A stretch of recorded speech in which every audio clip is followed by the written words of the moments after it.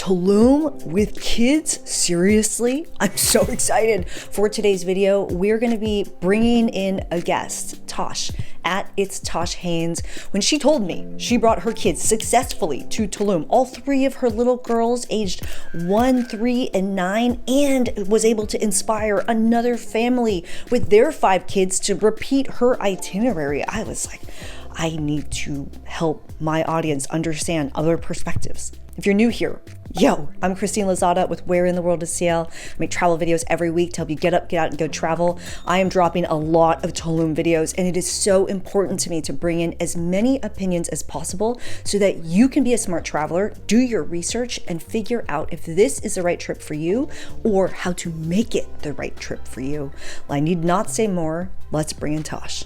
I am Tash Haynes. I am a content creator, blogger, photographer, mother of 3 little girls. My content focuses on Black family travel. Specifically, I love taking children to places where you don't generally hear about families going. So Phuket, Santorini, Tulum, places that are generally taken over by millennial Gen Z couples. I feel like families should be able to travel there too. So I like to go to those places. I've been a content creator for 5 years. I love it. I do it full time. And that's kind of the long and short of who I am. Yes, I'm so excited for today's conversation. And when you told me you went to Tulum with your girls, I was literally picking my jaw up off the floor for an hour. And the reason is because you did it successfully and loved it. Loved it. I'm so excited to hear more about it. Actually, hold on. Before we dive into like, when did you go and how long did you go for? Tell me the one reason why, like if you could just pick just one, what's the one reason why you really loved it? Well, okay, first of all, I need you to know that we watched your videos to plan our trip to Tulum. And so we were looking up all we watched you go through the puddles as you were like driving. So we learned so much from those videos and it helped us so much plan our trip. It's important to set expectations before you go. So like, I honestly feel relieved because you knew you weren't going into Cancun with your girls. Right. It was something else. Yeah. Yeah, we were so prepared. We spent a lot of time on your videos. You said, what was one of my favorite things? I just feel like the people in Tulum are amazing. The food, the culture, it's easy. It's an easy trip, easy vacation. Oh, you're calling it all right, we're diving in. Okay, tell us. When did you go? How long did you go for? Okay, so we decided to do Thanksgiving abroad. And so we went in 2022. We were there for 11 days. Wow. Yeah, we were there, did our whole Thanksgiving there. So we got in probably like November 17th and we were there until the 27th. So right after Thanksgiving, we started our trip in Playa. And we were there for a couple days, We hired a driver and we drove down to Tulum, and then we got a rental car in Tulum. And it was like maybe the end of rainy season. So we decided to get a big Jeep, which was amazing. And then, we stayed in Tulum for a couple days, and then we bookended and we went back up to Playa, and then we flew out. And it was amazing. That makes me really happy because too often people skip out on the other areas outside of Tulum, and Playa is fantastic and a totally different experience. Yeah. I'm so curious, when you were in Tulum, where did you decide to stay at? Okay, so we did a lot of research on places, and what I love about Mexico in general is it's generally pretty cheap. And so we rented a villa. Oh, you did? Which was like just, I don't know, is it the downtown area where there's like kind of shops and restaurants and stuff that are not on the beach? So we stayed just like off the beaten path from there, maybe a couple blocks. And we had this beautiful villa in this private community. There were probably 10 villas there. And for our 11-day trip, I think our villa was like $3,500. Originally, my family, it was supposed to be me and my sister and her family. So we were splitting the cost, but they weren't able to make it. I had a lot of space and there was a pool. And then it also came with like a concierge. And there was the option to add a driver.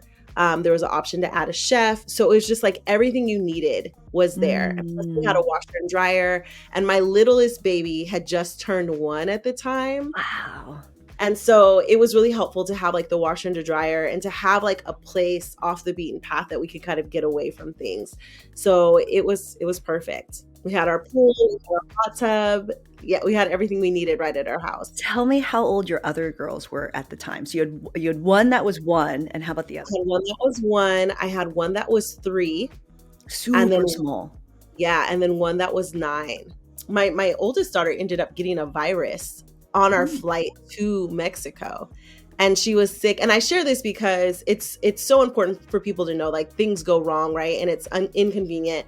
So when we got to Playa, she was very sick and we didn't really know what was going on. And it was kind of like on the tail end of COVID. So we were like, does she have COVID? Like, what's happening?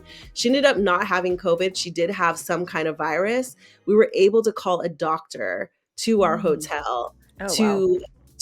to treat her, and it was so cheap. It was under $100. She got her prescriptions. She got what she needed, and by the time we made it to Tulum, she was just getting out of like feeling terrible. She felt bad like the first 3 days of the trip. But I bring this up because every time someone asks her, we've been all over the world, where your favorite place is, she always says that trip to Tulum was her favorite. And she was sick. She was sick. She was really, really sick. And it still stands out as like one of her very favorite trips. She asks to go back all the time. That is good context, because my next question is like, what were some of the favorite activities that you guys did as a family? Well, I think it was the activities, but I also think it was like some of the stuff that we did around this holiday, right? So Thanksgiving in the States, traditionally we're used to gathering with our family, but we wanted to try something completely different. And so on Thanksgiving morning, we had a private chef come in and cook breakfast for us. Oh, neat. And that was really special and also super affordable. Like, he came in for like 150 US dollars, and we had Wow. like a 3-course breakfast. So that stands out for her. I wouldn't We even also, come in for $150 to make you breakfast, as much as I love you. oh my gosh. And here's the thing, we were asleep. He came in, and when we woke up to food being cooked. That's And that amazing. was like one of the amazing kind of amenities of the property. And so that was really special. I think that was like stand out for her. Like, she was sleeping on the couch, and like she woke up to this man like cooking breakfast. And we had met him when we first came in, so it wasn't like we knew who he was. It wasn't like this weird stranger in the car. But to be able to kind of give my girls that like 5-star experience, I think that's what that Tulum trip was for them. We also did a lot of cenotes.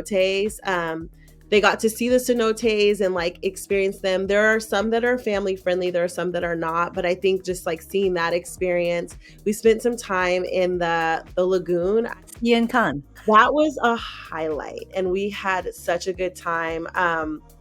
We also stopped a lot to a lot of restaurants that were like kind of off the beaten path. Like, there were a lot of family-owned restaurants that were off the street, and we loved that. And then we went to Chichen Itza.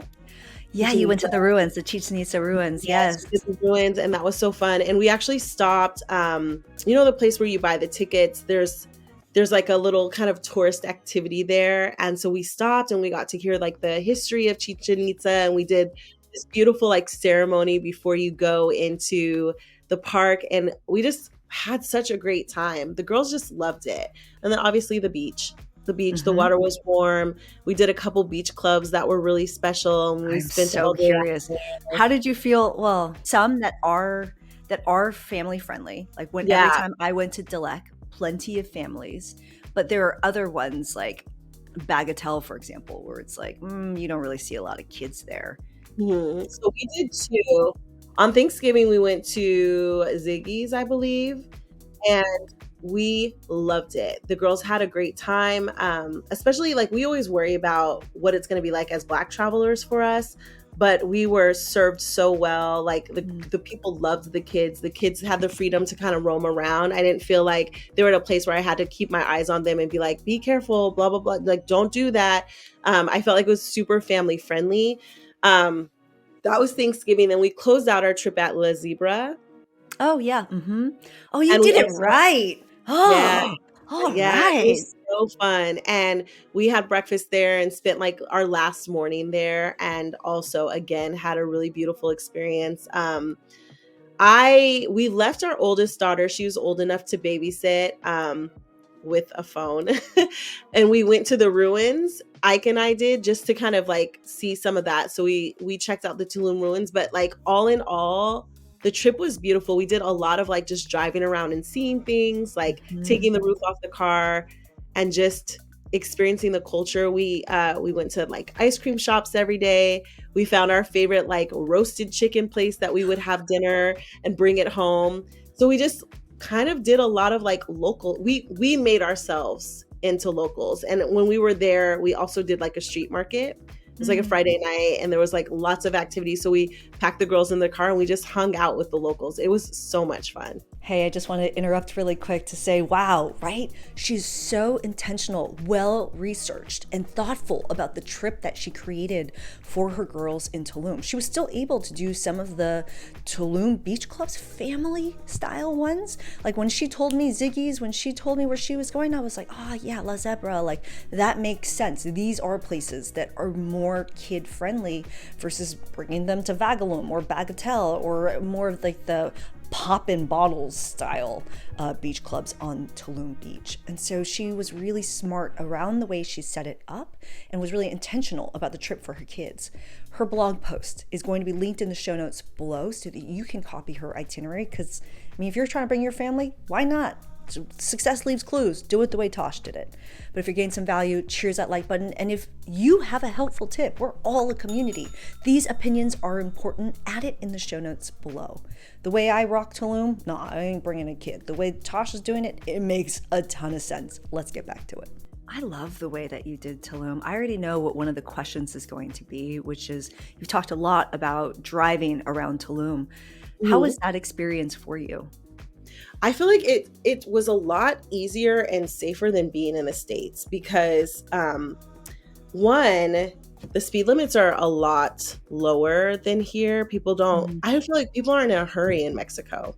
And so I felt like getting around and navigating Tulum was really easy. We used our phones like we would in the States.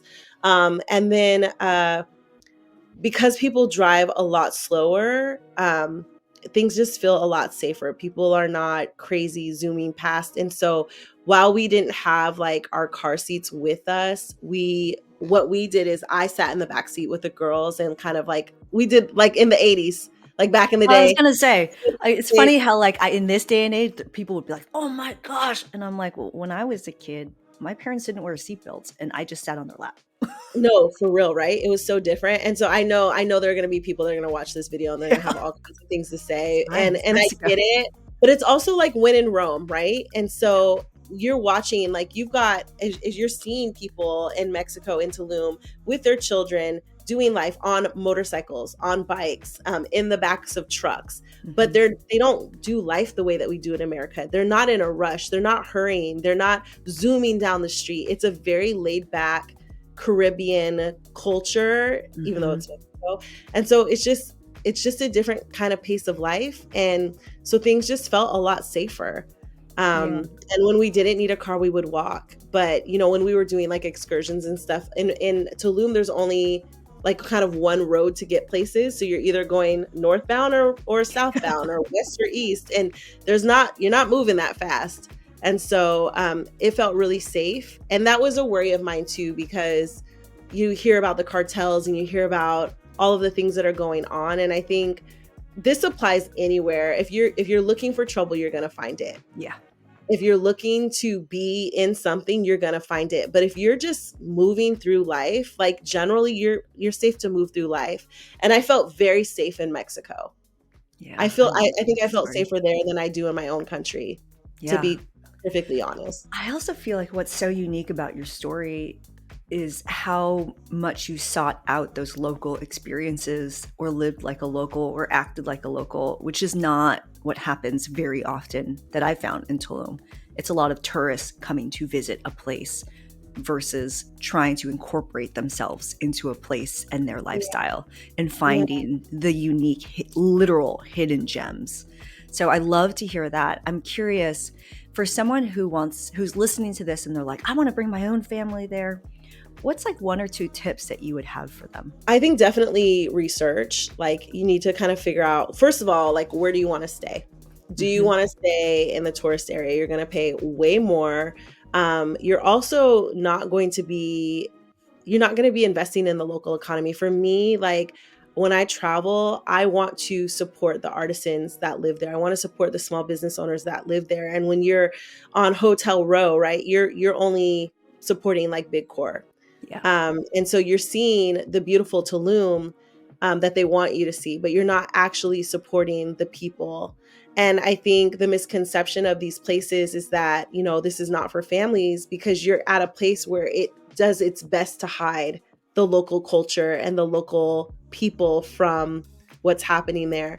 So I think you have to ask yourself, what kind of vacation do you want to have? Like if you're looking for a beach vacation where you're not integrated in what's going on, or you then maybe you do want to stay, you know, in the touristy areas. That's never going to be my first choice.